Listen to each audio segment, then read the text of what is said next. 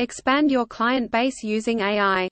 Zuri.k matches service providers by showcasing their services to potential clients online. It's free.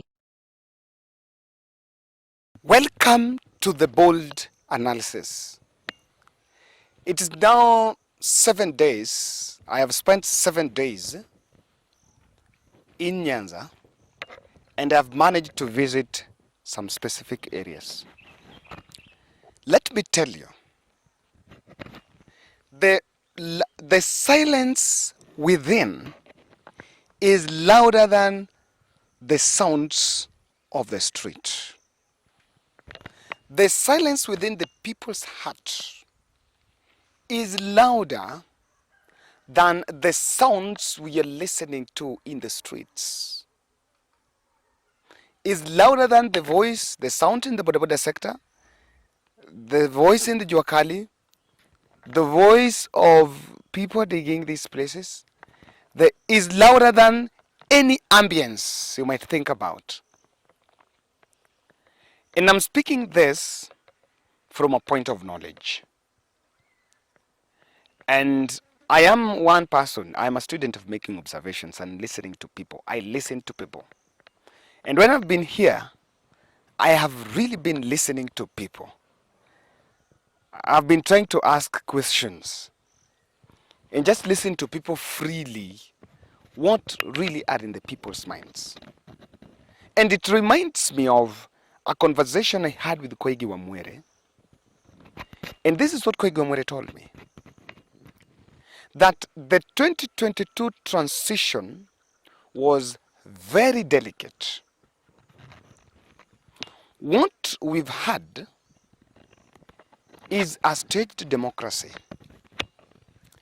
And in the words of Koigi Wamwere, he's actually saying that things are evolving from the stone marked, from the stone throwing violence and the street violence to just home, and the violence is within.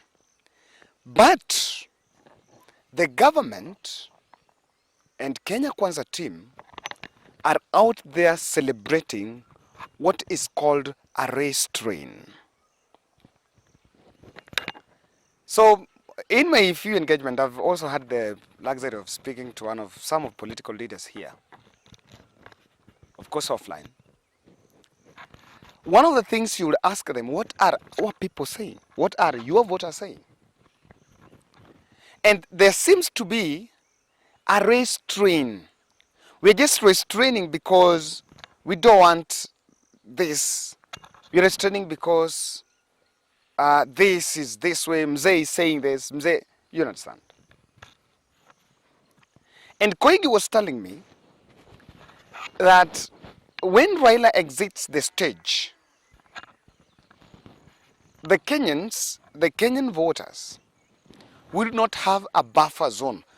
The institution of Raila Odinga has been a buffer zone to absorb the shock. Where if you feel things are not going wrong, you find comfort in saying, situngepigia Raila. You find comfort in saying, Raila was better. But in real sense, if Raila exits the stage, the kind of the youth, the kind of rapture that is impending in the people's heart might be different. Kenya Kwanza government have two options: to deliver or to deliver well. There are two things: deliver now or deliver fast. Here, the people are impatient. And there is truth to it. Koigi Wamwere was telling me, and one of the MCs here, and a PA to a sitting MP here, within SIA here, was actually confiding to me that there are people, that the voters are just silent but not because they don't want war, not because of a democracy. They're silent because they're waiting to see. People are in the waiting zone. My good friend Thomas was telling me that there are civil servants, and that's why I like speaking from a point of knowledge, that there are civil servants that were disillusioned at the campaign trail that have now started regretting. Not the civil servants that have now kindly wanaona hii kitu si venye tulifikiria, hii kitu si venye ilisemekana, hii kitu is no longer about ile maneno matamu. And the president, former president, used to say that hii maneno matamu is here. I am never, in my analysis, I am never saying that Raila was better. I don't want to insinuate that Raila was a semi-god to solve this problem. My position has been that Raila was more of a realist. It was a realism ideal. His ideologies were realistic. But the politics of, if it was at the campaign called conmanship, and that Raila was conning that person, the person that was conned is the Kenyan voter, because he was never told the truth. That has been my position. It's not that if Raila would have been here, things would have been different. But the expectation would have been as high as now, because Raila was more realistic. Now, I am speaking about this very key, because we need to get something right. And I want to tell you what really is playing out and what this might actually play out, might evolve through. Kindly subscribe to our channel, click the notification bell, and like our video. And I also want to remind us of the 50 shillings challenge. Someone told me just do the 50 shillings challenge for the purchase of a camera. Actually, I think every fundraiser just be running a 50 shillings as our base. The purchase of one extra camera. The budget is around 80,000. We've raised around 43,000, and we're still reaching out to you in a special way that kindly help us to achieve that camera, to help us do the exclusive interviews more comfortable, and help my production team to boost even on that end. The number is there, 0710 62 78 89. The things that must be done, and they must not be left behind. This is the issue of the electoral injustice. I don't know how it can be done, but it must be done differently. And that must not be dropped. Because what I am actually saying is this. We've had 3 disputed elections. Not 3, 4. All the elections since 2007 have been disputed. Almost all of them. 2007 was disputed, we sank to our lowest. I think I normally say, tulikuwa na ufala in the Sheng world.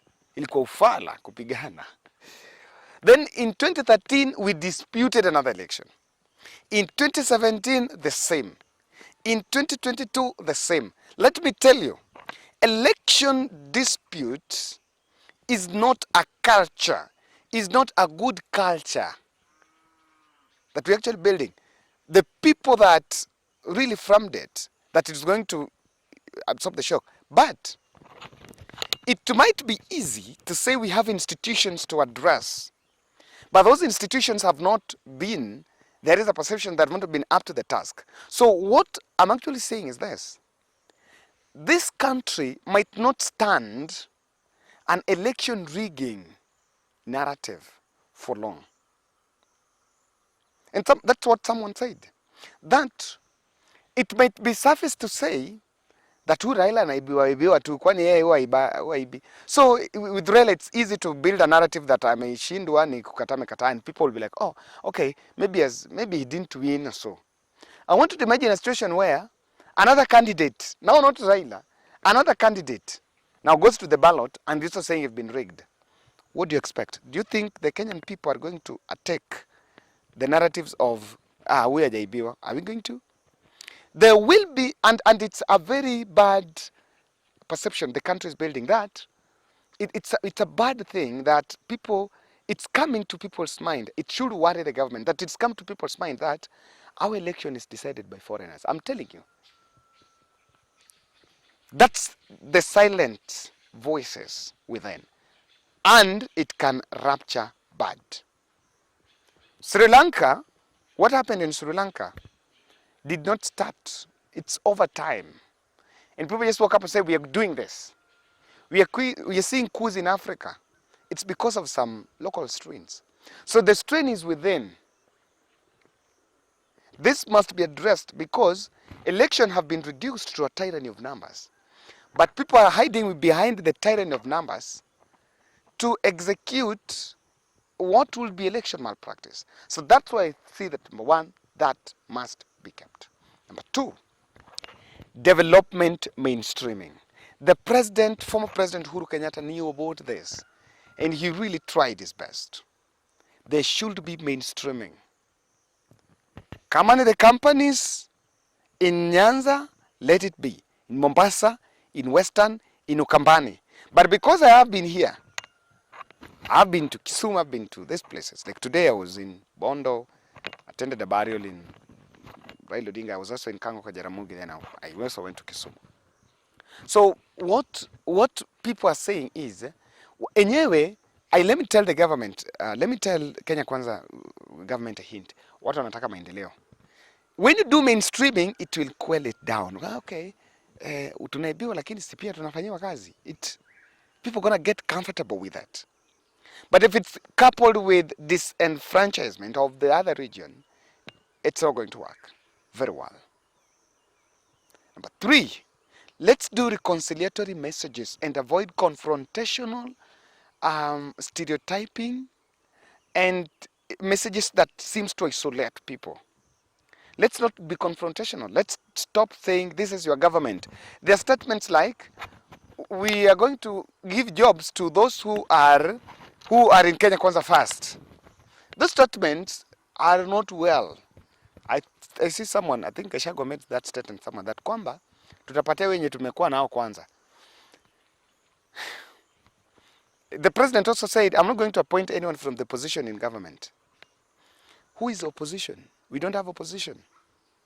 And when that statement came, nilikuwa naongea na mtu, someone, actually bodaboda guy was telling me kwamba bana, and this is one of the good analysis I normally like, where you talk about what people are saying. It's good. Where I asked one bodaboda guy, bana, sasa unasema opposition haweki government, what do you think of that? Sisi kama ni watu wetu hawatakuwa. That's what people see. So there are some things that should not be made in public. The messaging of the executive, of the political class must change and become reconciliatory and unifying. Those three are going to be very key.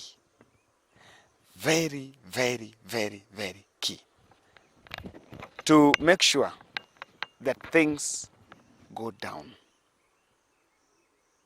and involve the stakeholders community. That's my bold.